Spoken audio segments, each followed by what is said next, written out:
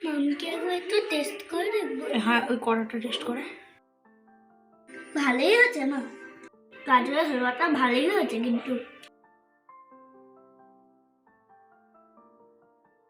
আজ আমার রেসিপি গাজরের হালুয়া। ভিডিওটা আপনারা প্রথম থেকে শেষ পর্যন্ত দেখুন। প্রথমে আমি এখানে 500 গ্রামের একটু বেশি গাজর নিয়েছি। লাল ও হলুদ গাজর আমি দু রকমই গাজর মিশিয়ে নিয়েছি। এরপর একটি গ্রেটারের সাহায্যে গাজরটা আমি গ্রেট করে নিয়েছি। গাজরের হালুয়া বানাতে আমি এখানে একটি কড়াইকে গ্যাস ওভেনে বসিয়ে গরম হতে দিলাম।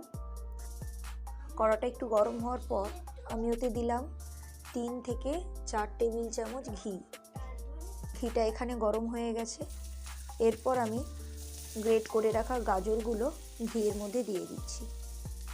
ভিডিওটা যদি আপনাদের ভালো লেগে থাকে তাহলে একটি লাইক ও কমেন্ট করুন। আমার চ্যানেলে যদি নতুন বন্ধু হয়ে থাকেন তাহলে চ্যানেলটি সাবস্ক্রাইব করুন। গাজরটা ঘিয়ের মধ্যে আমরা বেশ কিছুক্ষণ নাড়াচাড়া করে নেব। ভালোভাবে গাজরটা ঘিয়ের সঙ্গে ভাজা না হলে তাহলে গাজরের কাঁচা গন্ধ থেকে যায়। এইভাবে গাজরটা মিডিয়াম টু লো ফ্লেমে নাড়াচাড়া করতে করতেই গাজরটা সেদ্ধ হয়ে যাবে। গাজরটা এখানে আমার অনেকটাই সেদ্ধ হয়ে গেছে এবং কমে এসছে। এখানে গাজরটা আমি মিনিমাম 15 মিনিটের মতো নাড়াচাড়া করেছি। দেখুন গাজরটা একদম অল্প হয়ে গেছে, ভালোভাবে সেদ্ধ হয়ে গেছে। এরপর আমি এতে দিয়ে দিচ্ছি 1 কাপ চিনি। চিনিটা দিয়ে আবার নাড়াচাড়া করে নেব।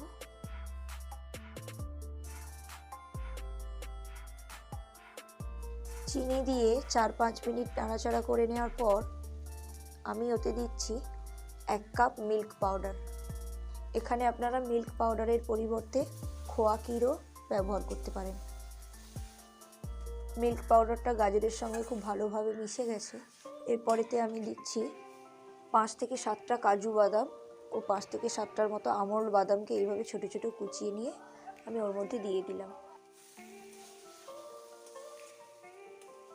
সব শেষে আমি ওতে দিলাম 3টে এলাচ গুঁড়ো।